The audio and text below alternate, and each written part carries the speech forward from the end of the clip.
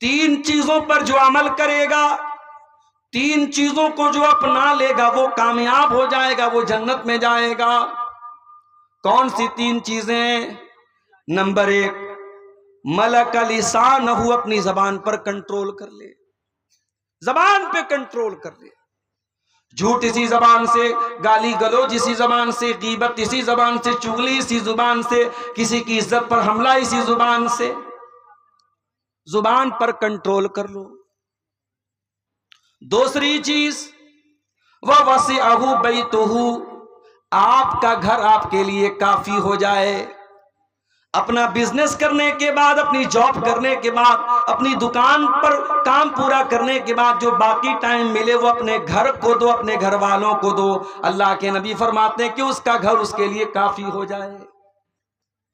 और तीसरी चीज, वह बकाला खतियतिही, और वो तन्हाई में, अकेले में अपने गुनाहों पर नदामत के आंसू बहाता हो, रोया करता हो, तौबा करता हो, गिड़गिड़ाता हो।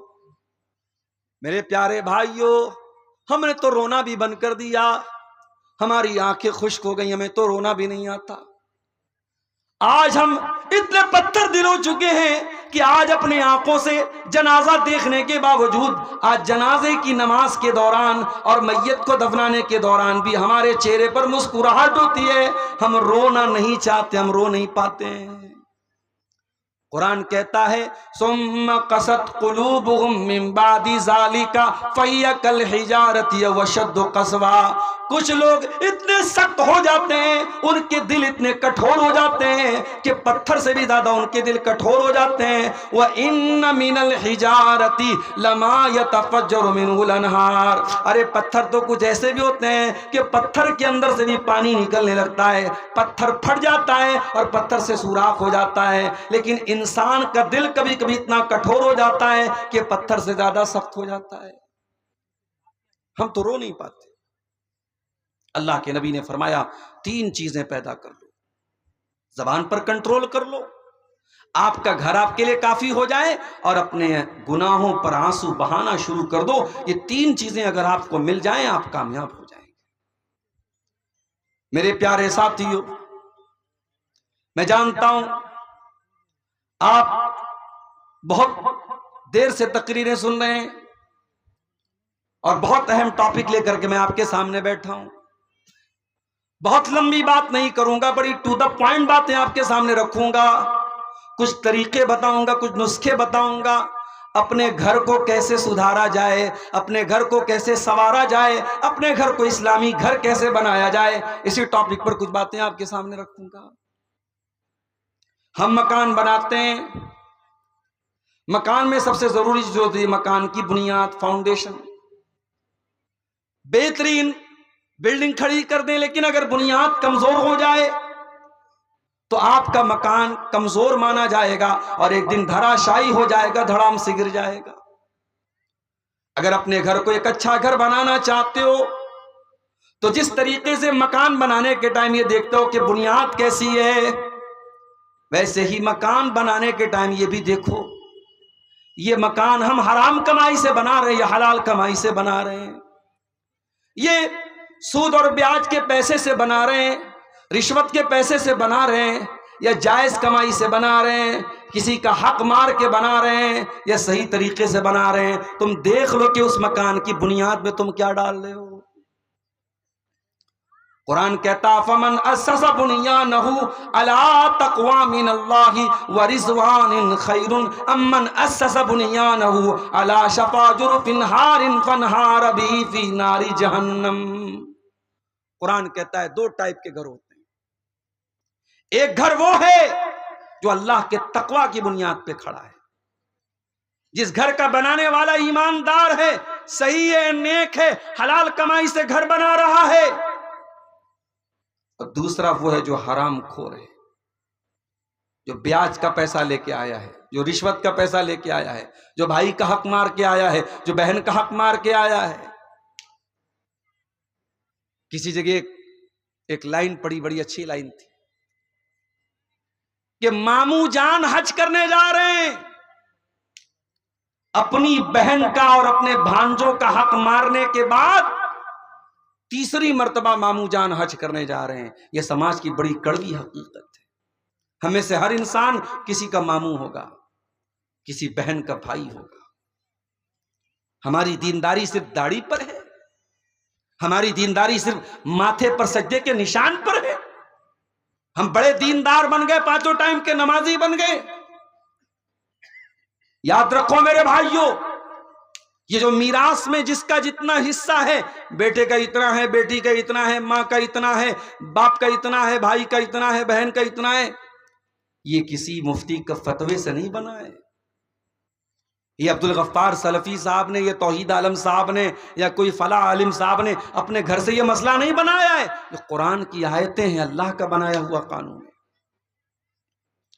और अल्लाह ने कुरान में जब मीरास का मसला बयान किया तो क्या फरमाया? वतिल्का हुदूदुल्लाह। मेरे बंदो, हम जो मीरास का कानून बता रहे हैं, ये अल्लाह की बनाई हुई बॉर्डर है। जिस तरीके से इंडिया और बांग्लादेश की बॉर्डर पर आप देख लीजिए, बीएसएफ के सिपाही तैनात रहते हैं, जो ये देखते रहते हैं कि कोई बांग्लादेशी इंडिया में ना जाए, और बांग्लादेश के फौजी ये देखते हैं कि कोई इंडिया का आदमी बांग्लादेश में इनवैलिड तरीके से ना जा सके। कुरान क्या कह रहा है? वतिल्का हुदूदुल्लाह। हमने जो ये कानून बनाया है, ये हमारी बनाई हुई बॉर्डर है, ये हमारा बनाया हुआ कानून है, ये हमारी बनाई हुई लिमिट्स है। जो इनको क्रॉस करेगा वो बर्बाद हो जाएगा, वो जहन्नम की आग में जलेगा। मकान आप बना रहे हैं, लेकिन पैसा कहां से लाया? आप इमारत की बुनियाद क्या रख रहे हैं? बेईमानी पर तो नहीं है, चोरी पर तो नहीं है, और सूदखोरी पर तो नहीं है, रिश्वत पर तो नहीं है। बुनियाद किस चीज पर है? अल्लाह फरमाता है कि ऐ मेरे बंदो, एक इंसान अपने मकान को अल्लाह के तकवा और उसकी रजा की बुनियाद पे खड़ा कर रहा है, और दूसरा इंसान किसी गड्ढे के किनारे अपने मकान को बना रहा है और हराम तरीके से अपने मकान को बना रहा है। फन्हार बिही फी नारी जहन्नम। और एक दिन आएगा, उसका मकान गिर जाएगा और उसको जहन्नम में लेकर के चला जाएगा। बच्चों से प्यार करते हो ना? अगर बच्चों से प्यार करते हो तो कभी हराम कमाई मत खिलाना अपने बच्चों को। कम खिला देना, 2 रोटी कम खाएगा आपका बच्चा। कुछ कमजोर रहेगा चलेगा, कुछ दुबला पतला रहेगा चलेगा। हराम की कमाई अपने बच्चों को मत खिलाना मेरे प्यारे साथी। अल्लाह के प्यारे नबी फरमाते हैं, जो जिस्म हराम कमाई से परवरिश पाएगा, फन्नारु औला बिही, वो जहन्नम की आग में जलेगा। अरे हम तो अपने बच्चों से इतना प्यार करते हैं। कभी कभी मेरे साथ ऐसा हुआ, मैं सफर में हूं, घर से बीवी का फोन आया, किसी बच्चे को चोट लग गई, किसी बच्चे को चोट लगी। वीडियो कॉल से मैंने देखा। मैं बिहार में बैठा हूं, मैं यहां से कुछ नहीं कर सकता। वहां बच्चे को चोट लगी है। बाप होने के नाते मेरा दिल तड़प जाता है। और अगर बच्चों को ऐसी चोट लग जाए कि बच्चों का खून निकलने लगे तो इंसान बेकरार हो जाता है। अपने बच्चों को हम जर्रा बराबर दुख और तकलीफ में नहीं देख सकते मेरे प्यारे साथियों। हम जहन्नम की आग में अपने बच्चों को कैसे जलना पसंद करेंगे? इसीलिए अल्लाह के नबी फरमा रहे हैं, जो हराम कमाई अपने बच्चों को खिलाएगा, जो जिस्म हराम कमाई से परवरिश पाएगा, फन्नारु औला बिही, वो जिस्म जहन्नम की आग में जलेगा। अब ये आप तय कर लीजिए कि आपको अपने बच्चों को जहन्नम की आग में जलाना है या जन्नतुल फिरदौस में दाखिल करना है। तो घर को अगर एक इस्लामी घर बनाना है तो पहला स्टेप याद कर लो मेरे प्यारे साथियों, हमें अपने घर की बुनियाद को सही रखना है। और आगे बढ़िए, घर में दाखिल होते हैं हम, सबसे पहले चौखट आती है। दरवाजे के पहले चौखट पर हम पैर रखते हैं, उसके बाद दरवाजे में दाखिल होते हैं। पता ये चला कि मकान की चौखट बहुत इंपॉर्टेंट होती है, बहुत महत्वपूर्ण होती है। जब तक दरवाजे की चौखट को सही न किया जाए तब तक मकान की एंट्री सही नहीं हो सकती। हमारे घरों की चौखट क्या है? आइए एक हदीस आपको सुना देता हूं। इब्राहिम अलैहिस्सलाम अपने बच्चे इस्माइल को मक्का में छोड़ के जाते हैं, अपनी बीवी हाजरा को मक्का में छोड़ के जाते हैं। इस्माइल वहीं पे रहते हैं, हाजरा वहीं पे रहती हैं, और वहीं पर इस्माइल जवान होते हैं, शादी होती है, उनकी बीवी उनके पास आती है। एक जमाना हो गया, इब्राहिम अलैहिस्सलाम अपने बच्चे से मिलने के लिए आते हैं। इत्तेफाक से जब घर में आते हैं तो इस्माइल घर पे नहीं होते, बहू होती है। इब्राहिम अलैहिस्सलाम पूछते हैं अपनी बहू से, गुजर बसर कैसी हो रही है? ये बहू थोड़ी नाशुक्री थी। ये कहती है क्या बताऊं, बड़ी परेशानी हो रही है, बस जैसे तैसे गुजारा हो रहा है, बहुत दिक्कत चल रही है, बहुत परेशानी है, बहुत मुश्किल है।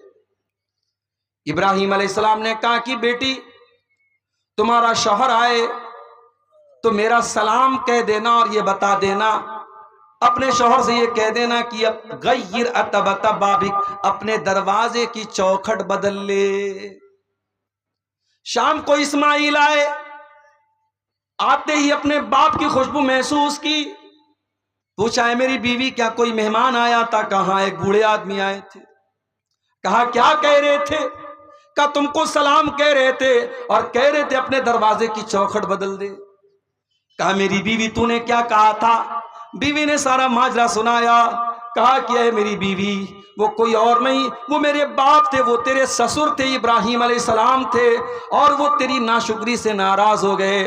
तू एक पैगंबर की बीवी होने के बावजूद, एक नबी की बहू होने के बावजूद तूने जो बात कही मेरे बाप को पसंद नहीं आई। मेरे बाप ने तुझे तलाक देने का ऑर्डर दिया है, इसलिए मैं आज से तुझको अपने निकाह से खारिज कर रहा हूं, आज से मैं तुझको तलाक दे रहा हूं। अब यहां पे थोड़ा सा रुक जाइए। हमारे घरों में क्या होता है, बहू ने खाना बनाया, शेरशाबादी लोग तो झोल बहुत ज्यादा खाते हैं भाई, मसाला बहुत ज्यादा खाते हैं, माफ कीजिएगा। बड़ा सोच समझ के हम लोग, जब जलसों का सीजन आता है तो पेट की बड़ी हिफाजत करनी पड़ती है। बहुत मसाला खाते हैं आप लोग। अब भाई मसाला आप ज्यादा खा रहे, बहू ने कम डाल दिया, वो भी मसला है। नमक आप ज्यादा खाते, बहू ने कम डाल दिया, वो भी मसला। और नमक आप कम खाते, बहू ने ज्यादा डाल दिया, वो और बड़ा मसला है। अब बहू ने खाने में नमक ज्यादा कर दिया, ससुर को गुस्सा आया, ससुर ने कहा चल अपने दरवाजे की चौखट बदल।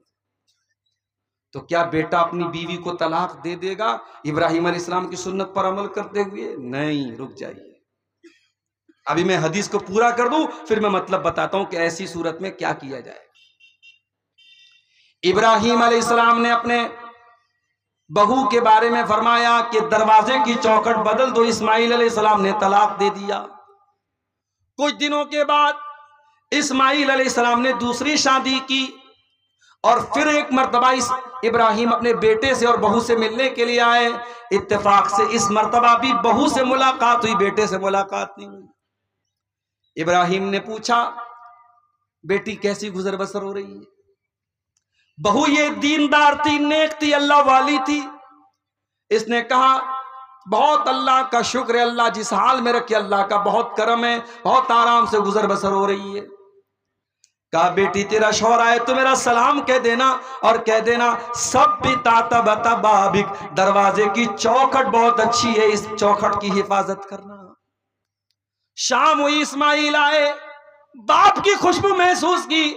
बीवी से पूछा क्या कोई आया था? कहा कि यहाँ एक बड़े मियाँ एक बूढ़े मियाँ आए थे। कहा क्या कह रहे थे? कहा मुझसे हाल चाल पूछ रहे थे और जब मैंने अल्लाह का शुक्र अदा किया तो ये कह के गए हैं कि अपने शौहर को मेरा सलाम सुना देना और कह देना कि दरवाजे की चौखट की हिफाजत करें। कहा है मेरी बीवी, वो कोई और नहीं तेरे ससुर थे, मेरे बाप इब्राहिम अलैहिस्सलाम थे और उन्होंने तुम्हें पसंद किया है, तुम्हारी बात उनको पसंद आई है और उन्होंने कहा है कि मैं तुमको अपने निकाह में बरकरार रखूं। हदीस आपको मैंने सुना दी, बुखारी की हदीस है। इस हदीस से दो बात पता चली। पहली बात यह पता चली कि घर के अंदर दरवाजे की चौखट का अगर दर्जा किसी को हासिल है तो यह औरत को हासिल है। जिसको हम घरवाली कहते हैं, जिसको हम बीवी कहते हैं, जिसको हम अहलिया कहते हैं, बेगम कहते हैं, पत्नी कहते हैं, वाइफ कहते हैं, जो भी कह लें, घर के अंदर दरवाजे की चौखट की अगर हैसियत किसी को हासिल है वो औरत को हासिल है। पता ये चला अगर औरत गड़बड़ है तो इसका मतलब कि दरवाजे की चौखट गड़बड़ है, और जब दरवाजे की चौखट गड़बड़ है इसका मतलब कि दरवाजे की एंट्री गड़बड़ है, दरवाजे में आप सही तरीके से दाखिल नहीं हो सकते। इसलिए घर को अगर बनाना है, संवारना है, तो घर की घरवाली का अच्छा होना बहुत जरूरी है। अब वो मसला भी सुन लीजिए, बहू ने खाने में झोल ज्यादा कर दिया, नमक ज्यादा कर दिया, ससुर को पसंद नहीं आया, सास को पसंद नहीं आया, ससुर ने कहा बेटे से तलाक दे दे, तो बेटा इतनी बात पर अपनी बीवी को तलाक नहीं देगा। अगर आपको यह लगता है कि इब्राहिम अलैहिस्सलाम के कहने पर इस्माइल ने तो तलाक दे दिया, तो कान खोल करके सुन लीजिए, अगर बाप इब्राहिम अलैहिस्सलाम के जैसा हो तब बाप के कहने पे बेटा तलाक दे देगा। हर बाप के कहने पर बेटा अपनी बीवी को तलाक नहीं देगा, वरना हर छोटी छोटी बात पे तलाक हो जाएगी। अगर इब्राहिम के जैसा बाप हो, उतना समझदार, उतना दूरअंदेश, उतना दीनदार, उतना होशियार, उतना जीनियस, उतना गहरी नजर रखने वाला, उतना अल्लाह वाला, तो अलग बात है। हर बाप को इस बात की इजाजत नहीं है, हर मां को इस बात की इजाजत नहीं है कि वो बोले कि बहू को तलाक दे दो, बेटा तलाक दे दे। तो शौहर के घर की चौखट है बीवी। मेरे साथ मेरी प्यारी माँ बहनों, अगर आप पिंडाल के अंदर मौजूद हैं, मेरी आवाज आपके कानों तक पहुंच रही है, आप अपने बेटे के लिए जब बहू तलाश करने जाएं तो सिर्फ ये न देखें कि बहू कितनी खूबसूरत है, कितना रंग गोरा है,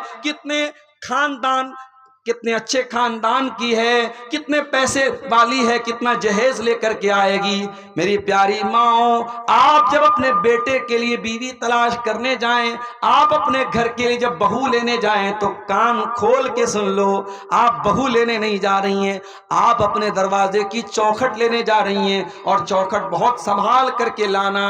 अल्लाह के नबी फरमाते हैं, तुन कहुल मरातो ले अरबईन, जब औरत की शादी होती है तो 4 चीजें औरत के अंदर देखी जाती हैं, ले मालिहा वले हसबिहा वले जमालिहा वले दीनिहा। कुछ लोग माल देखते हैं, कुछ लोग खानदान देखते हैं, कुछ लोग खूबसूरती देखते हैं, और कुछ लोग दीनदारी देखते हैं। आपने फरमाया फज़फर बेज़ाति दीन, दीनदार औरत को घर में लेके आ जाओ, कामयाब हो जाओगे।